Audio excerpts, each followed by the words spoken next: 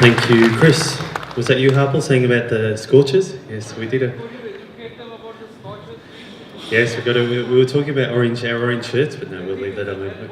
We're not here to rub it in. No. Okay, thank you, everyone. How are you travelling? Enjoying the conference? Thumbs up. Going well? Good content. Fantastic. Right, so Kevin and I put this together, and Kevin's going to join with me in a sec as well to talk through this. And Kevin gave me this topic, and he said, Troy, let's talk about how people can win through property, not be a loser. So I found this quote, which I thought was really appropriate, talking about that, no one's actually born a winner or a loser. We just get to choose which path we head down.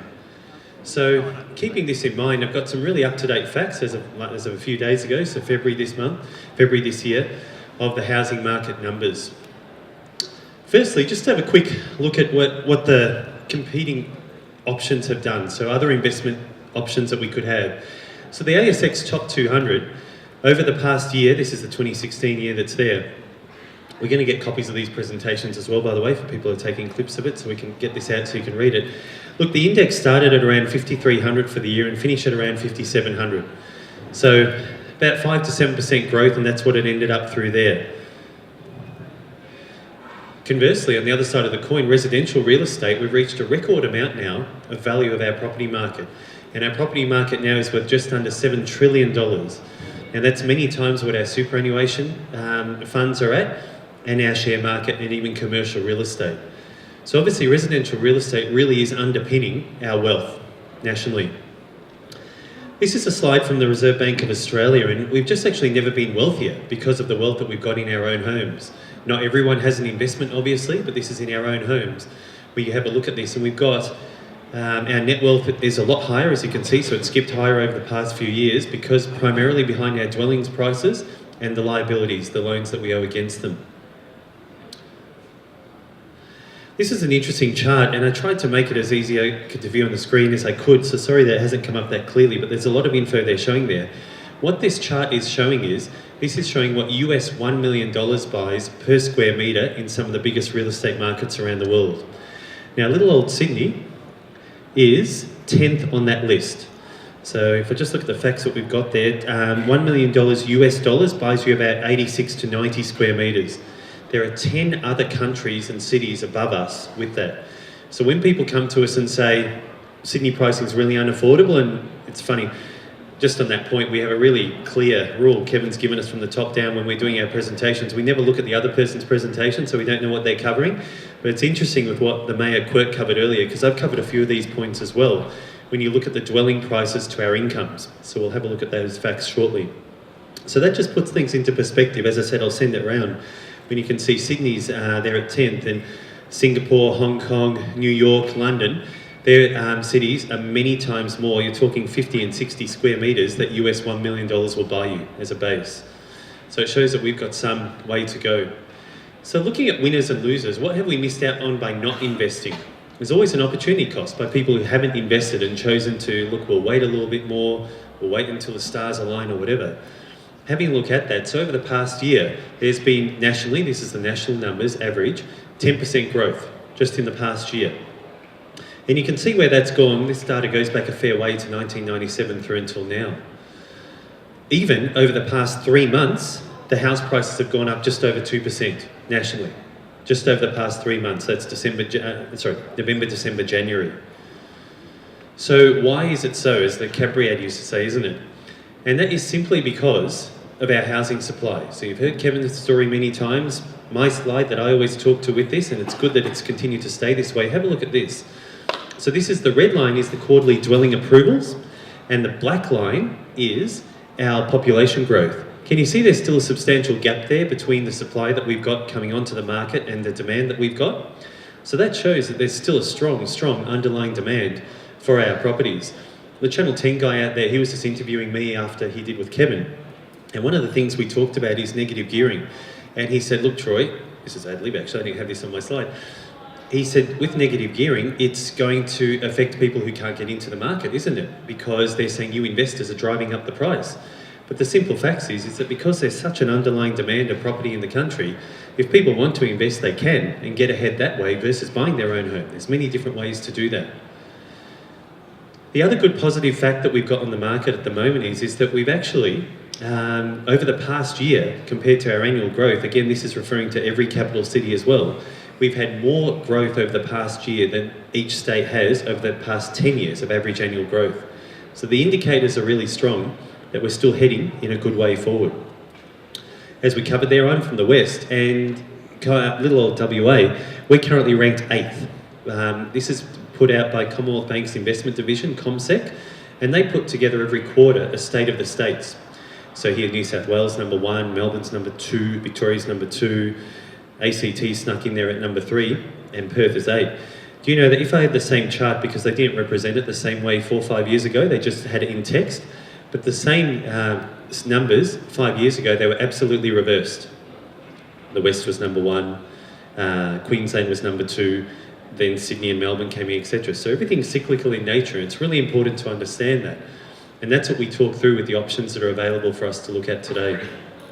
Another good metric is that dwellings are actually selling quicker over the past quarter in December there than they have from the previous year. So when properties are selling quicker, there's still underlying strong demand for that. People are advertising more properties for sale as well. And people don't advertise a property for sale just for the sake of having a gain. They're advertising it for sale because they want to look at listing it and moving it forward, selling. Interestingly, and this has been a bit of an ebb and flow over the years, where owner-occupied loans were heading upwards and then investor loans. Now you've actually got investor loans clearly heading ahead. You can see the lines that we've got here. The red line is the owner-occupier and the light grey line is investors. So we can see that we had a period there where investors were slightly over, that is doing more lending than homeowners. And now you've got investors, then homeowners took over, and now you've got investors coming back and taking over there. So there's a lot of still impetus in the market and record number of loans getting put through. So it's good to be aware of that.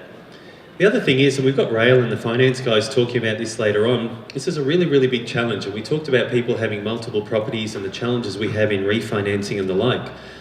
Some of you might have heard about it, and Rail's a lot more qualified than me to be able to talk through it from the broking side. And what they're talking through is that this ASIC and APRA have specified a speed limit of 10% per annum that the bank's lending business can grow. So you can see there that the black line there shows for investment and the red line for owner-occupier. That black line hit 10%, which is why some banks like CBA and Bankwest at the moment, they won't be lending you money for a refinance. They'll still do new purchases, you need to read the fine print, but they won't be doing a refinance from Westpac to CBA or Bankwest or something like that, part of this because CBA own Bankwest. So the good thing is for us now, where we sit at the end of December 16, is that for this ASIC and APRA self-imposed speed limit that they've got in the way, we're at about 5% of that at the moment. So you're going to find more and more banks lending, and it's really good to have a right broker in your corner, which is what we're fantastic at.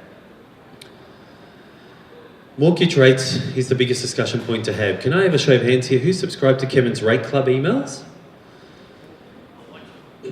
Oh, he's watching. So that's good, about 2/3 of the room. If you aren't, you just got to jump onto our website. And on the website, under the Kevin Young section on the latest news side, you can subscribe to it. And you get Kevin's great views on the market and where he sees the fixed and variables going. I'm going to give you the facts and show you that the red line here is the variable. The light grey line is the cash rate. So we know in its most simplistic form, that's the margin that the banks have. They have the money at the cash rate, and then they have their margin on top, and you and I pay 4% interest rate roughly. Can you see how the black line is below the variable rate? So still today, most people can get a fixed rate for well below 5% for well on 5 years. So there's a lot of certainty in the market, because you've probably heard me cover this many times. But if you've got the big four banks fixing for say 4.9% for 5 years, do you reckon there's a chance the rate's going to go up to 6% and stay there? Most likely not, because they don't lose money. They don't have a good track record of doing that. So keeping that in mind, how are we feeling about the economy? So consumer sentiments it's a moving ball with Trump, with Brexit, with all of the other challenges around the world. But at the moment, and this shows from 2009, so around this self-proclaimed GFC period that we went through, where consumer confidence dropped, etc., it's currently clearly heading back upwards. And this is before the economic news that we just saw this week, showing that Australia's economic growth, outperformed what most economists thought they would grow at. And I know Kevin's got some more commentary on that shortly as well. So one of the biggest questions we get asked as branch managers and property mentors within the club is, how much does a property actually cost to hold? And at the moment, there's some great projects that the builders and vendors and researchers have out back there. This is just a snapshot of some around the country. And there's great options in many different regions, in many different areas. Some of the things just to share this with you is, I just pulled up this Taringa one, so there was no favouritism. I just picked what I thought was the good options there at the moment. And this property, the cash flow ends up being pretty cash flow neutral, $1 a day to hold. And again, in its most simplistic form, when we've got interest rates of rental returns of around 4.5% to 5%, and interest rates of around low 4s, 4.2%, let me tell you, 9 times out of 10, you're cash flow neutral to positive.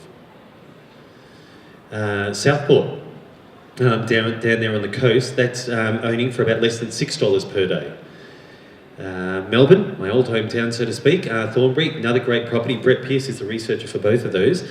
And that's just for $12 per day. So you're still in a very growing market there in terms of Victoria. Fanny Bay, Michael Simon's property. This is what David Cross covered earlier as well, last week when we were doing a webinar, is that currently the market that we're in, the vendors are very commercial about it. And as much as you and I, if we took ourselves out of our property bubble for a sec, I don't mean property bubble like the property bubble price-wise, I'm talking the property world that we live in, and we talk to someone else, they'll go, geez, the property market's going gangbusters. Everyone's making a heap of money. But then you talk to vendors, you talk to brokers, you talk to us within the club, and it's weird, it's in different pockets around the countryside. So there's never been that many rebates that are actually in place from vendors that we've got here. Just as a quick one with this Fanny Bay one in Darwin, we've got members, the price point's between $450 to $550, the stamp duty is being rebated on that by the vendor. Nothing stupid built into the price, it's valuing at contract price. There's rebates of between $18,000 to $22,000 on that. So on that type of development, that's cash flow positive from day one. So there's a lot of good options to be aware of there. So as I close, where to invest in, as we've obviously bid goodbye to 2016 and heading into 2017, let's have a look at the past and see where we're going to look to in the future and where could be good options. So this is current statistics on Sydney. And because Sydney prices have gone up 16%, as it shows there, over the past 12 months, and they were up 14% the year before, let's be honest about it, can anyone show me their income that's gone up 16% and 18% over the past 2 years? Not really. So what they're having big challenges with in Sydney at the moment is their rental returns are some of the lowest in the country, at 2 to 3%. So again, using my numbers I talked through earlier, when you've got 5%, 4.5% rent coming in and 4% loan, you're ahead. Heaven forbid, when you've got 3% rent coming in and you're paying out 4% for an interest, it's costing you money to hold. Is that a bad thing? Depends on where you see the market. Most people don't think, and the common sense would say with this demand that's going into Sydney, is that you can't see the prices dropping 300,000. But maybe realistically, you can't see it growing at the same rate as well when you've got a heady median price of nearly $1 million, 970,000. Looking at Melbourne as well, Melbourne's not far behind. So Melbourne's got a median of 700,000. Again, look at the rental returns though, 2 to 3%. So when you look at that, the other interesting thing as well, just to quickly show you here, is that the days on market, they're still selling very hot. That means the time on market when the property actually gets sold in Sydney. But interestingly in Melbourne here as well, there's vendor discounting. So if someone puts their property on the market at 600,000, they end up dropping it by about 5% to meet the market. That's what the real price ends up going through. So with those type of indicators that we're looking at there, you can't really see as much growth again in Melbourne, being that little old Melbourne went up 12% over the past year.